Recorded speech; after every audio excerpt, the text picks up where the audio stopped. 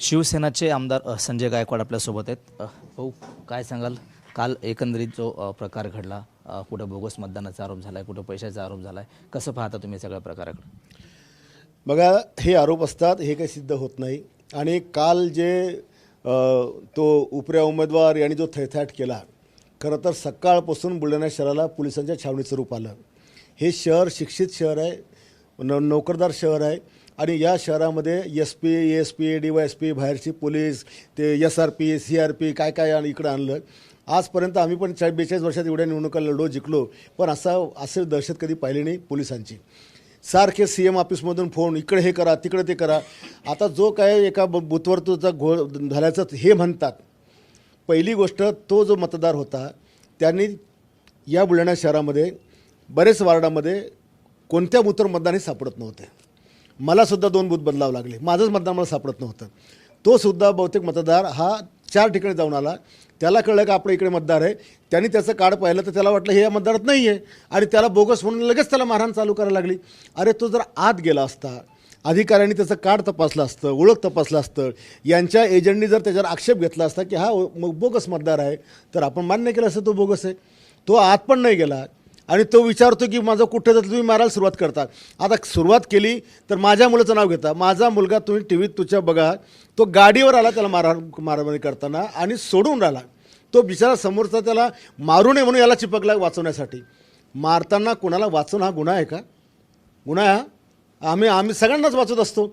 आणि मग त्या ठिकाणी त्याला आणखी मारू नये म्हणून त्याला म्हटलं तू इथनं निघून जा, निघून गेला. याच्यामध्ये कुठे बोगसचा विषय आला? काय संबंध आला? पण ज्या लोकांनी त्याला मारहाण केली यांना मारायचा अधिकार काय?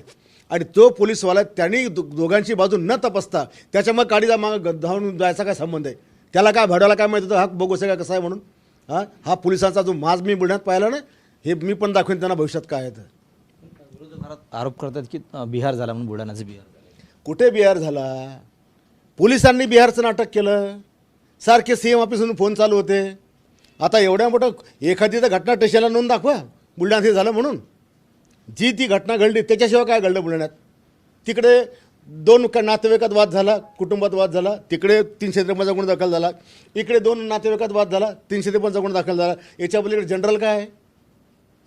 जनरल काय आहे? हा जो उपऱ्या मतदार आहे याला त्याच्या पक्षाने लाथाळला, त्याला डिपॉझिट जाताना दिसून राहिलं, म्हणून त्यांनी हा केलेला थैथाट आहे.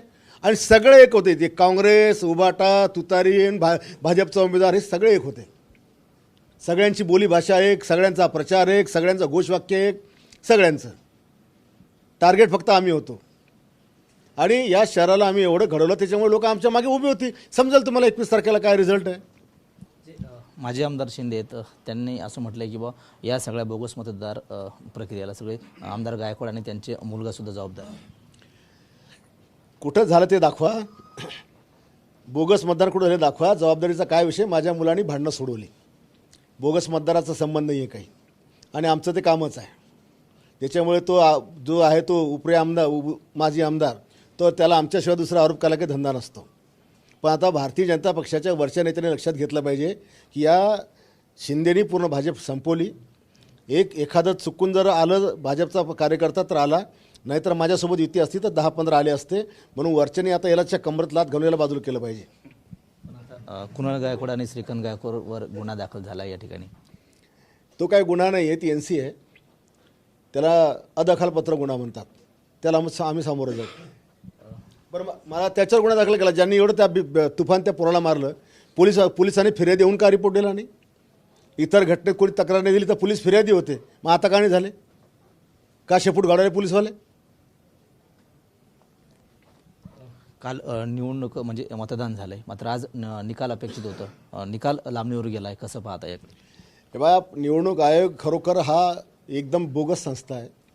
246 नगरपालिका, 42 नगरपालिका, 288 पैकी काही मोजक्या नगरपालिकांमध्ये रिझल्ट बाकी. तुम्ही पुरं महाराष्ट्राचं काम थांबवून टाकता. आज 20 दिवसामध्ये प्रशासन स्टॉप होऊन जातं. महिनाभर स्टॉप झालं. आता 20 दिवसामध्ये आम्हाला बाकी कामं करायची, टेंडर लावायचे, कामं करायचे. आला आचारसंहिता, काही करता येत नाही. आली आचारसंहिता, अधिकाऱ्याला तेच पाहिजे. मतदान होऊन गेलं ना, मग आता आचारसंहिता कशाला पाहिजे? तुम्ही निकाल ठीक आहे ठेवला 21ला, आचारसंहिता तर मोकळी करा, तिथं काढून टाका. आता काय आचारसंहितेमध्ये काम केल्याचं इफेक्ट मतदान होणार आहे का डबल? ज्या क्षेत्रामध्ये निवडणूक राहिली तिथे लागू ठेवा, बाकी काय संबंध आला तुमचा? जो मधला जो कालावधी आहे आता तो त्यावर आरोप करतात विरोधक की बा हा काहीतरी गॉड बंगालचा प्रकार आहे, सेटिंगचा प्रकार आहे. सामनातून टीका होते आज की निवडणुकांचा हा खेळखंडोबा आहे म्हणून. आता ते त्याच्याबद्दल काय म्हणजे खेळखंडोबा, आम्हालाही संशय आहे की आमच्या EVM आमच्या फुल आमच्या मताने भरलेले आहेत. त्या रात्रात कोणी जाऊन बटणं दाबू नये हेच आम्हाला बी शंका आहे. आम्हालाही शंका आहे, कारण 21 दिवसात आम्हाला वाट पाहणं आहे. त्याच्यामुळे निवडणूक आयोगाने या भानगडीकरता निकालाचं जरा लवकर केलं पाहिजे. काय वाटतं आता बुलढाण्याची जागा आपल्याला मिळेल, जिल्ह्यातल्या किती जागा मिळतील आपल्याला? आता जिल्ह्यामध्ये महायुती म्हणून, आता ठीक आहे निवडणूक संपली पण आम्ही महायुती म्हणून काम करतो, तर महायुतीला जास्त जागा मिळायला पाहिजे अशी आम्ही अपेक्षा करूयात. बुलढाण्याची जागा आपल्याकडे येईल. बुलढाण्याची जागा काळ्या दगडावरची पांढरी रेष आहे, ही शिवसेना जिंकणार. आणि बुलढाणा जिल्ह्यामध्ये सगळ्यात जास्त मेजॉरिटी बुलढाणा शहरामध्ये शिवसेनेची येणार. राज्यभरामधली काय परिस्थिती, कसं वाटतं? राज्यभरातही पूर्ण महाराष्ट्रामध्येच महायुती बाजी मारणार आहे. कारण ठीक आहे कार्यकर्त्यांचा आग्रह असतो किंवा खालच्या काही लोकांच्या नालायकपणामुळे आमच्या युत्या नसतील झाल्या, पण महाराष्ट्रात आम्हाला सोबतच काम करायचं आहे भविष्यातसुद्धा. त्याच्यामुळे महाराष्ट्रामध्ये महायुतीला चांगलं यश मिळेल. नक्कीच. तर हे होते शिवसेनेचे आमदार संजय गायकवाड. कॅमेरामन अनिकेत दहातोंडेसह गणेश सोळंकी, TV9 मराठी, बुलढाणा.